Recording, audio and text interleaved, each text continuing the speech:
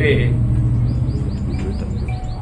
అంటే ఆశ్చర్యం కలుగుతుందని చెప్పంటున్నా. వాళ్ళు ఏదో కేవలం రెచ్చగొట్టే విధంగా రెచ్చిపోయి ప్రసంగం చేయడమే అభివృద్ధి అని చెప్పి భావిస్తున్నారా? రెచ్చగొట్టే విధంగా రెచ్చిపోయి ప్రసంగం చేయడమే మరి అభివృద్ధికి అని భావిస్తున్నారా?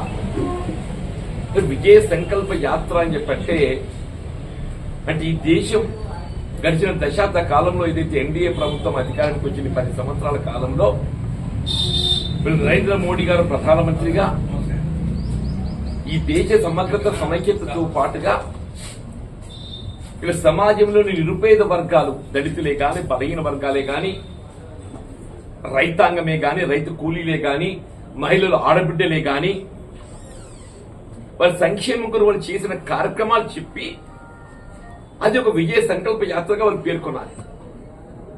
కానీ ఆ విధంగా కాకుండా ఇది దేశభక్తులకు దేశద్రోహుల మధ్య జరుగుతున్న యుద్ధం.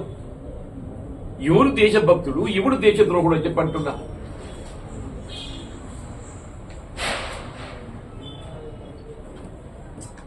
సార్ నాకు అసలు మీకు ఈ దేశ చరిత్ర తెలుసా అని చెప్పి పడుతున్నా. ఈ దేశ చరిత్ర తెలుసా అని చెప్పి అంటున్నా. ఈ దేశ స్వాతంత్రం కొరకు పోరాటం చేసినటువంటి మహానుభావులు ఎవరు తెలుసా అని చెప్పి అంటున్నా. ఈ దేశ స్వాతంత్రం కొరకు ప్రాణాలు అర్పించిన త్యాగమూర్తులు ఎవరు మీకు తెలుసా అని చెప్పి అడుగుతున్నా నేను.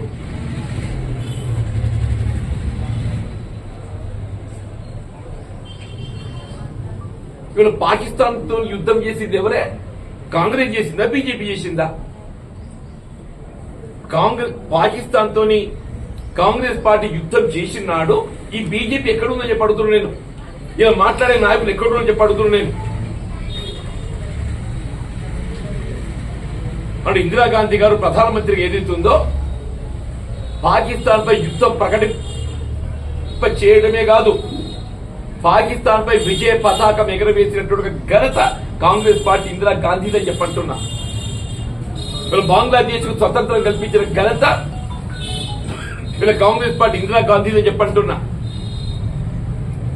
ఒకసారి చరిత్ర పుట్టలు తిరిగేస్తే తెలుస్తుంది అంటూ నేను. అటల్ బిహారీ వాజ్పేయి గారు ఏదైతుందో ఆనాడు ప్రతిపక్ష నాయకుడిగా అలాంటి ప్రధానమంత్రి ఇందిరాగాంధీని అపర దుర్గామాతగా పోల్చిండు, అపర దుర్గామాత పోల్చిండు చెప్పి అంటున్నా, అపర కాళీమాత పోల్చిండు చెప్పి అంటున్నా. యావత్ ప్రపంచంచే కీర్తింపబడ్డటువంటి ఒక మహిళ ఇవాళ ఇందిరాగాంధీ గారు అని చెప్పి అంటున్నా. ఈ దేశ సమగ్రత కొరకు, ఐక్యత కొరకు వీళ్ళు ప్రాణాలు అర్పించిన ఒక త్యాగమూర్తి ఇందిరాగాంధీ గారు అని చెప్పి అంటున్నాను నేను.